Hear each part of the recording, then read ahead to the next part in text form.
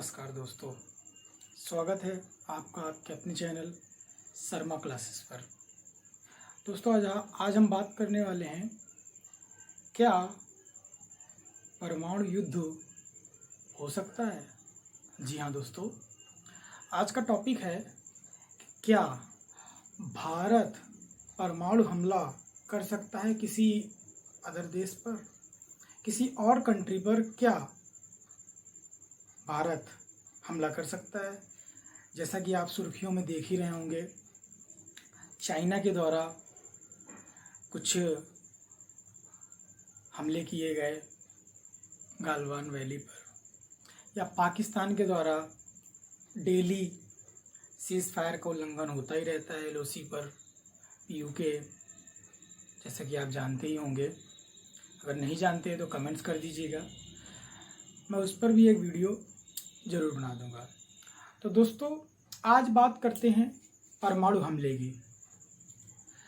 आपको ज्ञात होगा, जब प्रथम विश्व युद्ध हुआ था उस समय तो ऐसी कोई बात नहीं चली कि परमाणु युद्ध होगा या परमाणु का हमला हुआ।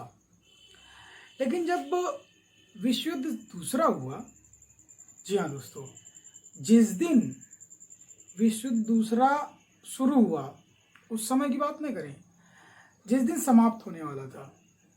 जी हाँ दोस्तों, 1946 में द्वितीय विश्व युद्ध समाप्त हुआ। और क्यों हुआ हम सब जानते हैं, परमाणु हमला। यानी कि दोस्तों विश्व युद्ध को खत्म कराने के लिए भी परमाणु का प्रयोग किया जा सकता है। इसका मतलब क्या युद्ध शुरू करने के लिए परमाणु हमला किया जा सकता है। जी हाँ दोस्तों, युद्ध शुरू करने के लिए भी परमाणु हमला हो सकता है, लेकिन युद्ध समाप्त होने के लिए या युद्ध समाप्त हुआ जिस कारण से, वो तो आपके सामने ही है, परमाणु हमला, जो कि जापान में किया गया, हिरोशिमा और नागासाकी में, आपको ज्ञात होगा ही, अमेरिका द्वारा। तो दोस्तों वो थोड़ा सा हमारा टॉपिक नहीं है। हमारा टॉपिक है क्या भारत पाकिस्तान पर या चीन पर या किसी अन्य कंट्री पर परमाणु हमला कर सकता है। तो आइए दोस्तों समझते हैं, बात करते हैं इस पर, देखते हैं क्या क्या भारत में घटनाएं हुई, कैसे क्या हुआ। दोस्तों 1947 में हम आज़ाद हुए, इसके बाद हमारा चीन से युद्ध हुआ, फिर हमारा पाकिस्तान से युद्ध हुआ 2 बार। सन 71 में जब युद्ध हुआ तब हमें आवश्यकता पड़ी कि नहीं, अब ज़रूरत है हमें भी परमाणु हथियार बनाने की। क्योंकि दोस्तों जैसा मैंने अब कहा, विश्व युद्ध समाप्त करने के लिए एक, आपको पता होगा, कोल्ट, जिन्होंने बंदूक का आविष्कार किया।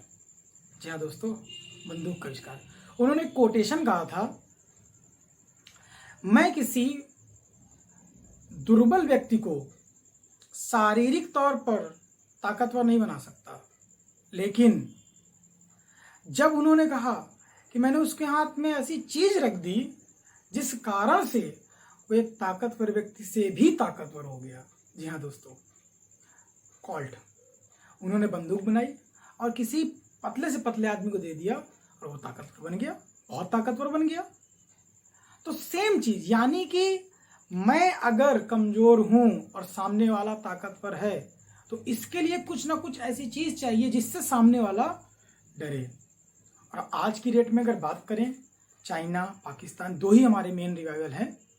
तो इनमें बात करें तो आता है हमारा पाकिस्तान और चाइना। तो चलिए इसके बारे में बात करते हैं। तो सबसे पहले जैसे मैंने कहा, 71 में वार हुआ, युद्ध हुआ 71 में, हम लोग जीते बेशक पाकिस्तान से। वो बात अलग की है कि पीयूके हम लोगों का चला गया उससे, और उस समय तो बांग्लादेश नया देश भी बन गया। चाइना से हम लोग युद्ध कह नहीं सकते कि हारे, क्योंकि हारना एक गलत शब्द होगा, हम लोग भारतीय हैं, इस वजह से हारना शब्द नहीं यूज करेंगे। हम ये कर सकते हैं कि हाँ, हम लोगों ने कुछ चीज़ों में हमको पराजय हुई, लेकिन पूरी तरह से कंप्लीटली हार हम नहीं माने। जैसे चंद्रयान 2 जब गया चंद्रमा पे, तो हमने ये नहीं कहा कि हमारा मिशन फेल हो गया, 2% मिशन फेल हुआ था। जी हाँ दोस्तों, 2%। तो उसी की बात करते हैं। तो जैसा पता होगा, एक स्माइलिंग बुद्धा,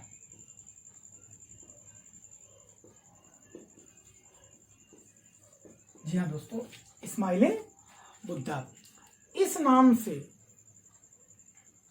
एक खुफिया तरीके से प्रक्षेपण हुआ। किस चीज का? परमाणु का। 1974 में इंदिरा गांधी तब थी, इंदिरा गांधी के कार्यकाल में।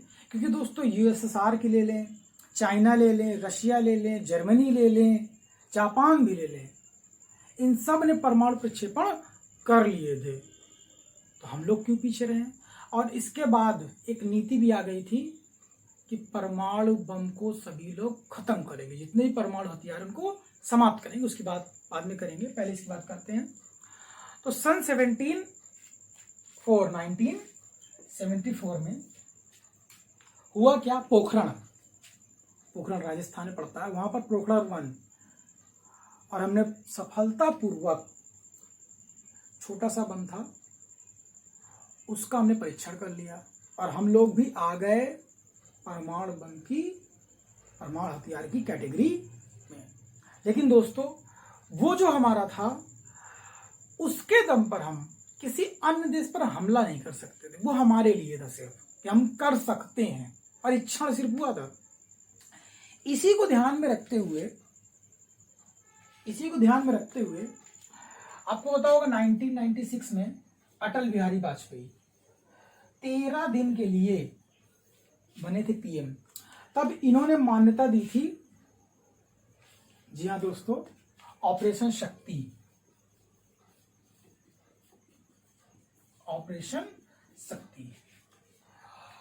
इसमें दोस्तों अगर इसके बारे में आपको पूरी जानकारी चाहिए हो तो कभी जॉन अब्राहम की मूवी आई है पोखरण, जी हाँ दोस्तों, पोखरण मूवी आई है, उसको आप जरूर से जरूर देखिएगा।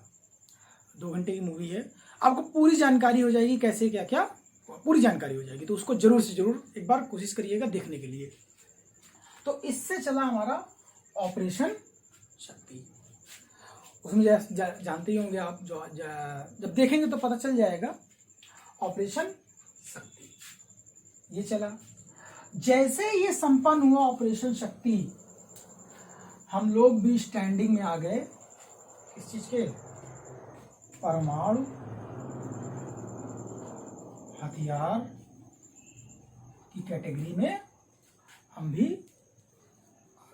जी हाँ दोस्तों, परमाणु हथियार की कैटेगरी में, ऐसे देशों में जहां पर परमाणु बम हमारे पास भी आ गया, भारत के पास भी। इस समय से हमने प्रक्षेपण कर लिया था 1974 में कर लिया था, लेकिन उसका ये मतलब नहीं था कि हम लोग न्यूक्लियर पावर वाले देश बन गए हैं, एटॉमिक पावर, एटम बम, वो नहीं था। लेकिन इस समय से हम लोग ऐसे हो गए कि हम लोगों के पास अब एटम बम आ गया। तो चलिए दोस्तों आगे बढ़ते हैं, सीरीज को आगे करते हुए। रिजल्ट बाद में मिलेगा कि क्या हम चाइना से युद्ध कर सकते हैं या पाकिस्तान से, देखते हैं। तो दोस्तों अभी पिछले साल राजनाथ जी ने ट्वीट किया, जब रक्षा मंत्री थे, हमारे रक्षा मंत्री अभी भी हैं, तो उन्होंने ट्वीट किया कि भारत अपनी first use policy, no first use policy को बदल सकता है। जी हाँ दोस्तों, नो फर्स्ट यूज पॉलिसी, इसमें हो सकता है थोड़ा सा परिवर्तन लाए, इसीलिए थोड़ा सा चर्चा में रहा है। मैं भी थोड़ा सा आपको जानकारी के लिए ब्रीफ करा दूं, इसका आंसर मिलेगा। तो ये क्या है, नो फर्स्ट यूज पॉलिसी क्या है? सबसे पहले इसके बारे में जानेंगे। बहुत संपन्न देश है। जिस समय हम लोगों ने ये प्रक्षेपण किया था 1998 में, अटल बिहारी वाजपेयी ने लोकसभा में स्पीच भी दी थी। इसके पूरी स्पीच को इन्होंने ये सब कुछ जो मैंने लिखा हुआ है, आप वो इस स्पीच से सुन सकते हैं। लेकिन काफ़ी बड़ा है, 40-45 मिनट का स्पीच है। अब अगर आप सुनना चाहें तो यूट्यूब में आप सर्च कर सकते हैं, मिल जाएगी आपकी स्पीच। तो इस स्पीच में है सबसे पहला पॉइंट, पहले उपयोग नहीं। जी हाँ, नो फर्स्ट यूज पॉलिसी में पहला यही है, पहले उपयोग नहीं है। यानी कि भारत सर्वप्रथम परमाणु हथियार का प्रयोग नहीं करेगा। हाँ, अगर भारत पर कोई हमला करता है तो भारत उसका जवाब परमाणु हथियार से देगा। पहला point, no first use policy, हम लोग नहीं करेंगे। दोस्तों याद रखें, परमाणु हमला जो हमारी ये नीति है, इसकी बात कर रहा हूं, ये 2003 में आई थी। 1998 में हम लोगों ने प्रक्षेपण किया था, लेकिन उसके काफी सालों बाद आई ये नीति। चाइना ने भी लागू की, कई देशों ने लागू की है, बात करेंगे उसके। तो सबसे पहले उपयोग नहीं, हम पर होगा तभी करेंगे। जी हाँ दोस्तों, अगर हम पर हुआ तभी हम परमाणु हमला करेंगे। इसके बाद बात करते हैं दूसरे नंबर पे, दुश्मन के मन में भय। जी हाँ दोस्तों, जैसा कि मैंने कहा ना, कोर्ट ने बंदूक दी थी, सामने वाले के मन में ये भय पैदा करने के लिए कि सामने वाला ताकतवर है, उससे उलझना नहीं, यानी कि हमसे कोई युद्ध ना करे। इस कारण से भी हम लोग परमाणु हथियार रखे हुए हैं, और अगर युद्ध करता भी है तो वो परमाणु हमला हम पर नहीं करेगा। एक माइंड में उसके ये बना रहे, इस वजह से। तो दूसरा पॉइंट, दुश्मन के मन में भय। भय कई तरीके हो सकते हैं, जैसे हम लोग परमाणु हथियार रख सकते हैं, अपना स्पेस बहुत अच्छा कर सकते हैं। स्पेस में जैसे कि आप देख ही रहे हैं हम लोग कितना अच्छा कर रहे हैं। हम अपने यहाँ पर और भी बहुत सारी चीज़ों को डेवलप कर सकते हैं। खैर अभी उतना तो आगे नहीं बढ़ पाया है भारत देश, लेकिन धीरे धीरे हम लोग उस पर अग्रसर हैं। इसके बाद बात करें थर्ड पॉइंट, जी याद रखिएगा, यदि अगर भारत पर हमला हुआ, जी हाँ दोस्तों, अगर भारत पर हमला हुआ तो भारत इसका जवाब इतना खतरनाक रूप से देगा, इतना खतरनाक रूप से देगा जिसकी दुश्मन देश कल्पना भी नहीं कर सकता। जी हाँ दोस्तों, यदि भारत पर हमला हुआ तो प्रतिशोध इतना भयानक होगा कि दुश्मन देश को अपूर्णीय क्षति होगी और वह जल्द इससे न उबर सके। मतलब ऐसा हमला करेंगे कि उससे उबरने उसको बहुत, जैसे आज भी देखते होंगे, सुनने मिलता है कि जापान में जहाँ पर परमाणु हमला हुआ था, आज भी वहाँ पर जेनेटिकली डिसऑर्डर मिलता है बच्चों पर। जी हाँ दोस्तों, फोर्थ पॉइंट की बात करें, दुश्मन के खिलाफ परमाणु हमले की कार्रवाई का अधिकार। जी हाँ, यही बात है, इसी डॉक्ट्राइन में न्यूक्लियर डॉक्ट्राइन बोलते हैं। इसमें यह कहा गया है कि परमाणु हमला करेगा कौन। आंसर मिल रहा होगा कि भारत परमाणु हमला पाकिस्तान पर या चाइना पर कर सकता है कि नहीं। तो दोस्तों करेगा कौन? क्या पीएम करेंगे या कोई और सीडीएस, चीफ ऑफ डिफेंस, क्या वो करेंगे? देखते हैं। क्या कोई आर्मी का करेगा, बिपिन रावत, कोई भी हो, क्या कर सकते हैं? नहीं दोस्तों, इसका अधिकार दिया गया है भारत की जनता के द्वारा चुने गए प्रतिनिधियों को। उसमें पीएम भी आते हैं, कैबिनेट स्तर के मंत्री भी आते हैं, और साथ ही साथ एक परमाणु कमांडर अथॉरिटी बनाई गई है। इसकी सलाह जरूर से जरूर लेनी है, इसकी सलाह जरूर से जरूर लेनी है। जी हाँ दोस्तों, परमाणु कमांड अथॉरिटी को जरूर से जरूर आपको सलाह लेनी पड़ेगी, तब जाकर के ये हमला कर सकते हैं। दोस्तों इसके लिए एक मैकेनिज्म है जो मैं इसमें नहीं डिस्कस करूंगा फिलहाल, थोड़ा सा मैं बता देता हूँ। ये जाकर के पीएम साहब को सूचित करेंगे, परमाणु कमांड अथॉरिटी के जो अध्यक्ष होंगे एनएसए होते हैं, अजीत डोवाल जी हैं, तो ये जाकर के प्रधानमंत्री को सूचित करेंगे। वहाँ की कैबिनेट मिनिस्ट्री पूरी जा करके सलाह मशवरा करेगी। फिर जो कमांडर इन चीफ होगा, जिसे सीडीएस पद बना दिया गया है, उनको जानकारी देगी और उनसे कहेगी हाँ हमला कर दीजिए। ये भी है, यानी 3 चीजें।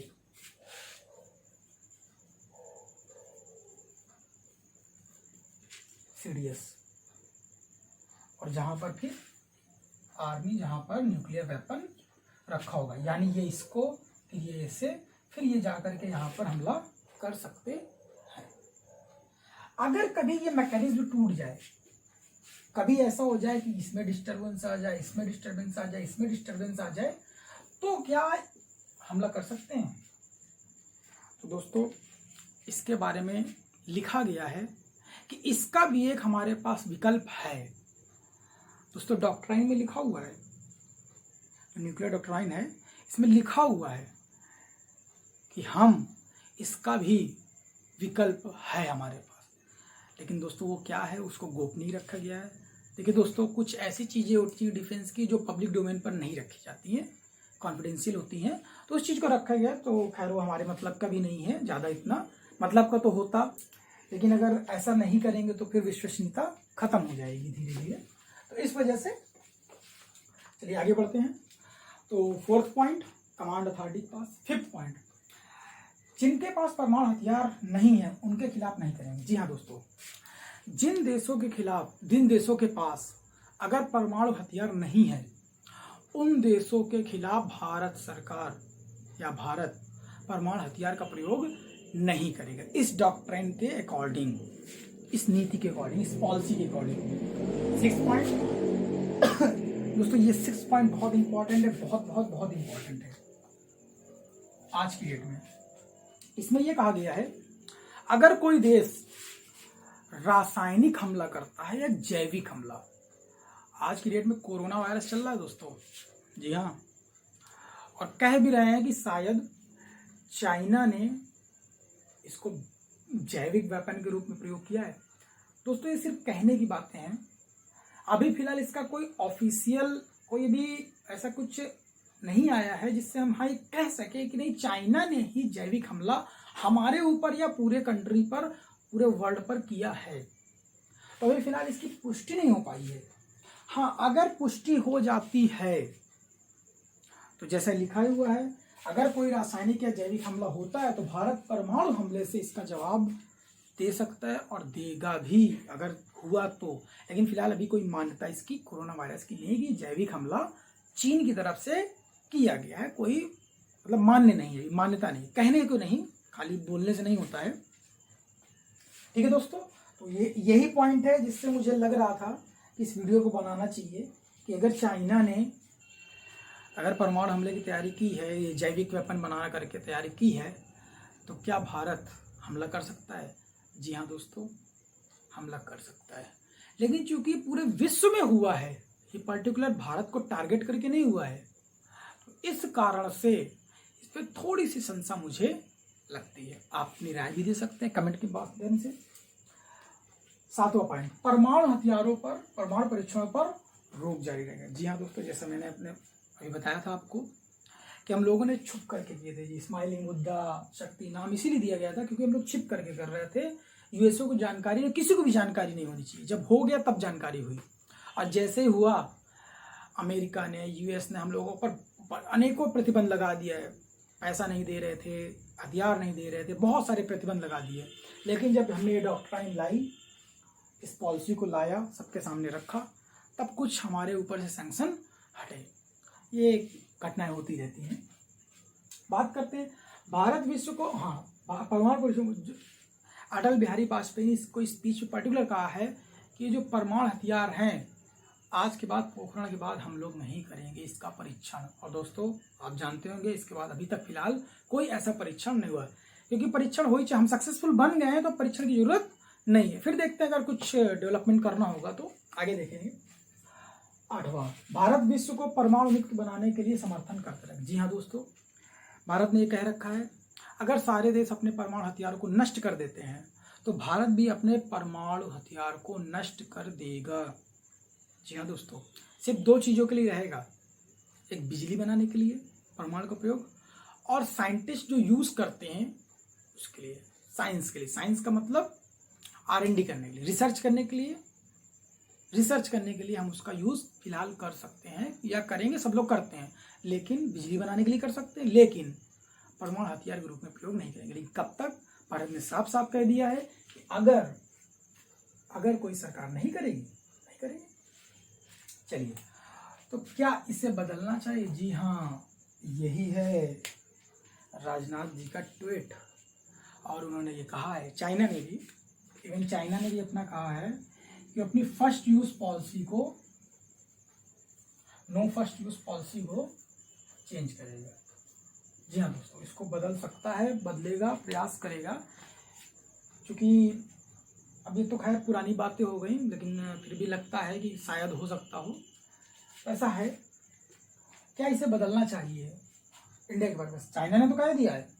अब इंडिया में राजनाथ जी ने भी इसको कहा था कि हाँ, फिलहाल अभी तक कोई बदलाव आया नहीं है राजनाथ जी ने, क्योंकि कोरोना से ही हम लोग काफ़ी जूझ रहे हैं, तो अभी फिलहाल कहा नहीं है इसको, लेकिन हो सकता है इन फ्यूचर में, अगर ये घटना अब आ गई है, इन्होंने कह दिया है। और दोस्तों, जो भी चीज़ें होती हैं वो तुरंत नहीं होती हैं। थोड़ी सी घटना चली, फिर कुछ दिन शांत रहेगी, फिर थोड़ी सी चलेगी, फिर शांत रहेगी, फिर थोड़ी सी चलेगी, फिर शांत रहेगी। इस प्रकार से धीरे धीरे करके घटनाएं आगे बढ़ती हैं, और ये घटना भी धीरे धीरे करके आगे, जैसे मैंने बताया ना, 1998 में हम लोगों ने परीक्षण कर लिया, लेकिन 2003 में हम पॉलिसी लेके 5 साल लग गए पॉलिसी लाने में। इतना टाइम लगता है? नहीं, धीरे धीरे करके। तो हर चीज़ में धीरे धीरे, सनय सनय सनय सनय, जी हाँ दोस्तों, संस्कृत का वर्ड है धीरे धीरे। इस पे बदलाव होने की संभावना, अगर बदलाव हो जाता है तो फिर भारत भी पहले हमला कर सकता है परमाणु का। जी हाँ, चाहे पाकिस्तान में हो, चाहे चाइना में हो, ये किसी भी कंट्री में। लेकिन दोस्तों, अभी इसको बदलने में टाइम लगेगा। और आपको पता होगा, द्वितीय विश्व युद्ध होने के बाद तृतीय विश्व युद्ध नहीं हुआ। न्यूज़ चैनल में चाहे जितना कह दें, चाहे जितना कह दें, मैं बता रहा हूँ, तृतीय विश्व युद्ध ना के बराबर है। 99% चांसेस है कि नहीं होगा। फिलहाल 99% चांस है कि तृतीय विश्व युद्ध नहीं होगा। इजराइल जो कर रहा है फिलिस्तीन में, उसकी बात ना करें, थोड़ा सा अड़ियल कंट्री है वो लोग, तो उनकी बात नहीं करते हैं, लेकिन 99% चांस है कि विश्व युद्ध नहीं होगा। फिर भी 1% चांस मैंने इसलिए रखा है, बाय द वे कुछ ऐसी घटनाएं, कोई जैसे नॉर्थ कोरिया है, कोई खिसका हुआ दिमाग का कोई इंसान आ जाए और वो कर दे, ऐसा हो सकता है। अच्छा हाँ, इस पर एक बात और आती है, जैसा कि यहाँ पर लिखा हुआ है कि हम पर होगा तभी करेंगे। हम पर कौन करेगा? देश, यहाँ पर शब्द लिखा हुआ है। जब अगर कोई देश, अगर पाकिस्तान के आतंकवादी, अगर इनको कहीं से परमाणु हथियार मिल जाए और ये हमला कर दें, तो क्या हम पाकिस्तान पर हमला करेंगे? क्योंकि दोस्तों, आतंकवादी का तो कोई दोष होता नहीं है। तो जी हाँ दोस्तों, इसके लिए भी भारत सरकार प्रयास कर रही है। इसीलिए इसी कारण से नो फर्स्ट यूज पॉलिसी में बदलाव लाने का, क्योंकि पाकिस्तान तो कह देगा कि आतंकवादी ने किया है, हमको पता ही नहीं है। तो नहीं दोस्तों, ये जिम्मेदारी नहीं की है। फिलहाल आतंकवादी तक बात ना पहुंचे तो ज़्यादा सही है, क्योंकि अगर नुकसान इसको हुआ तो हमको भी होगा, और हमको होगा तो इसको तो जरूर से जरूर होगा। तो ये कर सकते हैं, तो इस वजह से भी पॉलिसी बदलने का प्रयास किया जा रहा है। फिलहाल अभी चांसेस नहीं है कि हम लोग कभी न्यूक्लियर हमला करेंगे, क्योंकि भारत एक विश्व बंधुत्व की बात करता ही करता है। ऐसा नहीं कि पाकिस्तान खराब है, पाकिस्तान में कुछ ऐसे लोग हैं जो नहीं चाहते हैं कि पाकिस्तान और भारत की दोस्ती हो। भारत में भी इवन कुछ लोग ऐसे होंगे जो पाकिस्तान से दोस्ती नहीं चाहते होंगे, लेकिन वहाँ की जनता और यहाँ की जनता सब लोग चाहते हैं। 90+% जनता जो होगी वो चाहती है कि दोनों देश आराम से रह सकें। पता है, जितना बजट हम लोग पाकिस्तान की आर्मी के लिए करते हैं, बॉर्डर पर करते हैं, जितने हथियार लेते हैं, अगर इसका हम लोग एजुकेशन पर, शिक्षा पर कर दें प्रयोग, तो हमारा देश काफ़ी आगे चला जाएगा। जी हाँ दोस्तों, काफ़ी आगे, तो मेरा मानना भी है। तो फिलहाल इसका आंसर अब आप ही लोग ढूंढिएगा कि क्या परमाणु युद्ध हो सकता है या नहीं हो सकता। और दोस्तों, अंत में मैं बस यही कहूँगा, अगर आपको वीडियो पसंद आती है तो लाइक करिए, शेयर करिए, चैनल को अगर आप पहली बार आए हैं तो सब्सक्राइब कर दीजिए, और बेल आइकन्स को जरूर से जरूर दबा दीजिएगा, ताकि आपको जो भी वीडियोस मैं अपलोड करता रहता हूँ वो आती रहें। ओके दोस्तों, बाय बाय।